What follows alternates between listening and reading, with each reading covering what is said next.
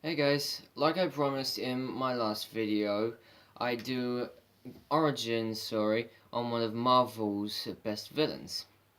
So I decided to do it on the origins of Venom. Now, Venom is definitely one of Spider-Man's greatest enemies, but he's also been an anti-hero at times, usually teaming up with Spider-Man or being a member of the Thunderbolts, but that's when the Venom symbiotes with Flash Thompson, not Eddie Brock. Now, I won't just be going into the symbiotes origin. I'll also be going into the I'll also be digging a little bit into the origins of Eddie Brock, the second host. Alright, let's start with the symbiote. Now, the symbiote is actually a living alien life form that bonded with Spider-Man when his suit became damaged during the Secret Wars crossover.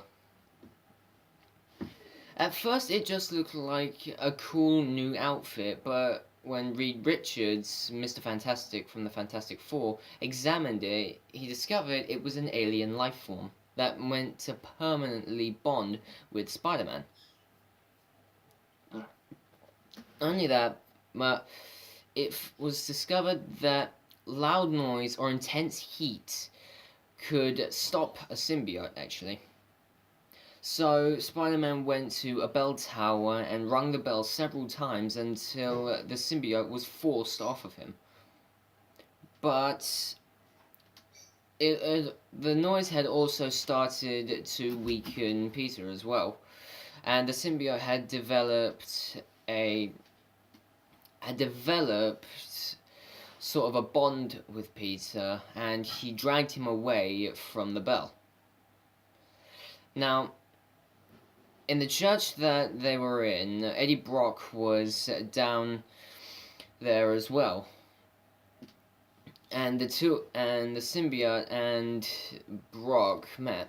And before I go any deeper, I'll go into Eddie Brock. Eddie Brock is an ex-journalist who worked for the Daily Bugle alongside Peter Parker.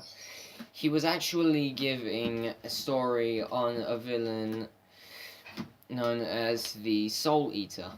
Wait a minute. I think it's Soul Eater, I can't actually remember.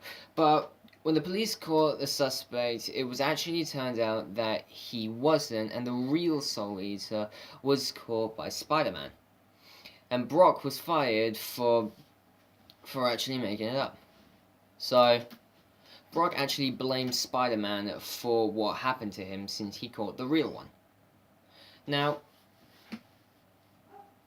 not only that, but when the two of them bonded, both of them had developed a hatred for both Spider-Man and Peter Parker. So, since Brock hated both of them, but he didn't know that the both of them were one and the same. The symbiote knew that they were one and the same since it had been bonded with him.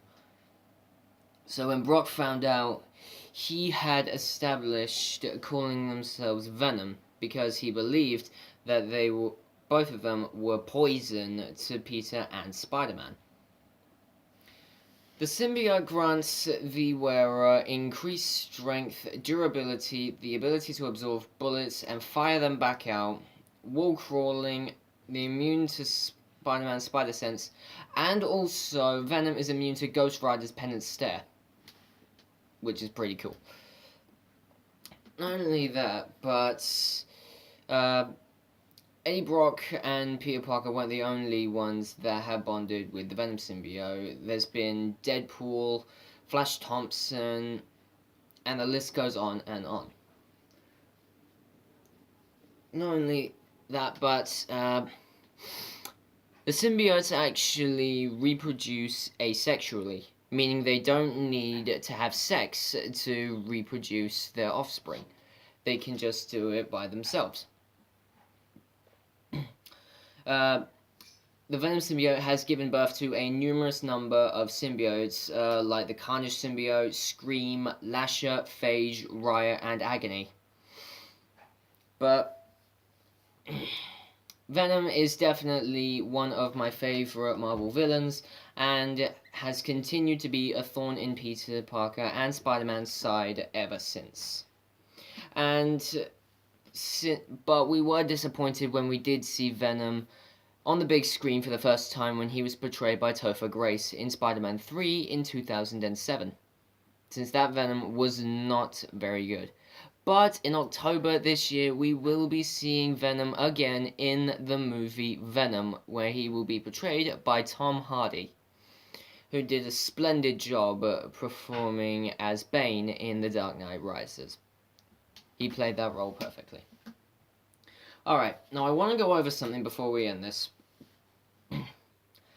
See, for the first 4 episodes of my Origins, I was actually planning to go Marvel Hero, DC Hero, Marvel Villain, and DC Villain. And later on, after those, I'll then start like this.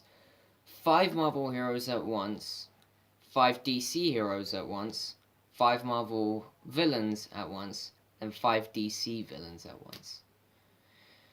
Now, I will still be doing my top 10 list, and there is one coming this week as well. So, next week I will give you a origin story of one of DC's best villains. Be sure to like and subscribe and comment what you think down below, and if you have any suggestions for my origins, do not be afraid to give them to me. Well, I'll see you guys later when I give you another top 10 list and origin. Oh, and don't forget I got another video this week, and it is a top 10 list. So I'll see you guys later.